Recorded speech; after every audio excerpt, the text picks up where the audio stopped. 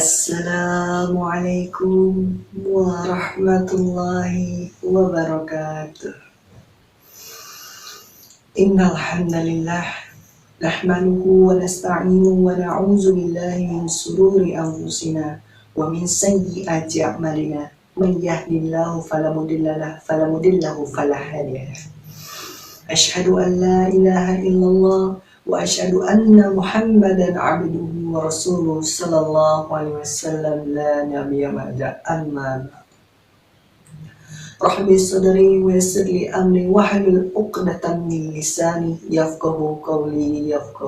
Shadaqallahul azim. Puja dan puji syukur atas kehadiran Allah Subhanahu wa taala yang begitu mengasihi kita, beribuan nikmat buat kita semua sehingga kita dapat melakukan aktivitas kita pada hari ini.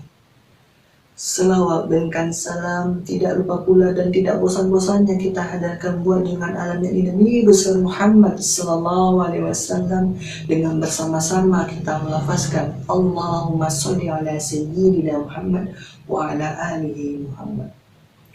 Dengan yang kita memperbanyak selawat kepada baginda Nabi Muhammad SAW, semoga kita akan mendapatkan syafaatnya di yaumil qiyamah. Amin amin ya rabbal alamin.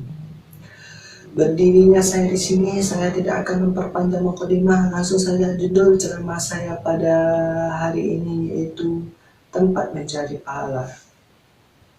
Pahala adalah hadiah yang diberikan oleh Allah Subhanahu wa taala untuk kita sebagai umat manusia apabila kita bisa lolos dari ujian yang kita hadapi. Ujian-ujian tersebut terletak pada dua jalur, yaitu habdum minallah dan habdum minan nas. Pada kedua jalur inilah Allah Subhanahu wa taala dan Rasulnya ia akan menentukan aturan mainnya dan bagaimana kita sebagai manusia harus bersikap. Misalnya satu yaitu hablum minallah, dan kita harus bersikap hubungan baik sama Allah, yaitu laksanakan kewajibannya, itu seperti contohnya sholat 5 waktu atau dan sholat sunnah lainnya. Kedua yaitu hablum minannas, berhubungan baik sesama manusia, dan kita harus berhubungan baik sesama manusia, saling membantu, saling tolong menolong dan toleransi. Semua aturan main yang diberikan oleh Allah Subhanahu wa taala kepada kita semua itu sudah tercantum di dalam Al-Qur'an dan hadis Rasulullah SAW. Barang siapa yang masih tetap melaksanakan aturan-aturan main semata-mata karena Allah Subhanahu wa taala, ia maka akan disebut adalah orang yang bertakwa, dan ia akan mendapatkan begitu banyak peroleh pahala dari Allah Subhanahu wa taala, yang kelak dia akan mendapatkan kenikmatan di akhirat nanti.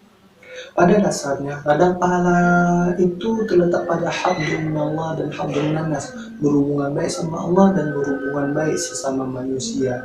Yang kepada dua jalur inilah kita sebagai manusia akan diuji oleh Allah SWT untuk kita melakukan ketaatan kepadanya, melaksanakan aturan mainnya, melakukan kewajibannya dan jauhi segala larangannya. Ini sudah tercantum di dalam Al-Quran dan hadisnya Rasulullah SAW. Allah Subhanahu wa taala telah memberi kita lengkap begitu mata, telinga, hati tanpa ada tujuan.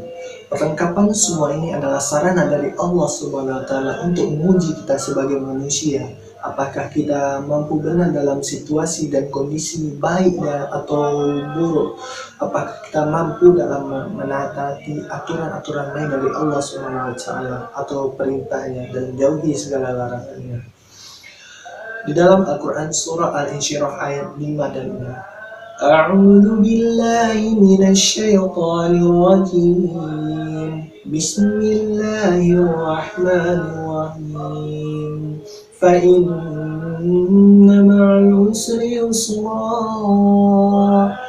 Inna ma'al usri yusra. Artinya ialah, maka sesungguhnya beserta kesulitan ada kemudahan. Sesungguhnya beserta kesulitan itu ada kemudahan. Quran Surat Al-Insyirah ayat 5 dan 6. Kesimpulan dari Quran Surah Al-Insyirah ayat 5 dan 6 yaitu, memang betul setiap ada kesulitan itu memang selalu ada kemudahan. Teruntuk itu setiap adanya kesulitan yang kita hadapi, setiap di kehidupan kita sehari-hari, serahkan semua kepada Allah Subhanahu wa taala, dan Allah akan memudahkan segala urusan-urusan kita. Allah itu maha baik, Allah itu maha menerima apa adanya untuk kita. Allah itu lebih suka orang yang ketika berbuat dosa dia mau bertobat itu, dan itu Allah lebih mencintai orang-orang seperti itu dibandingkan orang-orang yang soleh tapi dia di dalam dirinya tidak ada melakukan dosa, dan itu dia tidak mau melakukan tobat. Di dalam sehari itu dia mengatakan saya tidak ada melakukan dosa, sebenarnya dosa itu memang sudah ada yang dilakukannya tapi dia tidak mau melakukan tobat, dan itu Allah tidak suka dengan orang-orang seperti itu. Dan untuk kita sebagai pemuda yaitu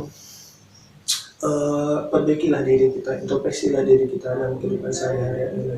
Bantu orang-orang yang terhadap masih ada kekurangan atau apapun itu. Perbaiki sholat kita. Allah cuma minta satu, itu perbaiki sholat kita. Sekian dan terima kasih dari ceramah singkat saya ini. Apabila ada kata-kata saya yang salah, mohon dimaafkan. Saya akhiri dengan Assalamualaikum warahmatullahi wabarakatuh.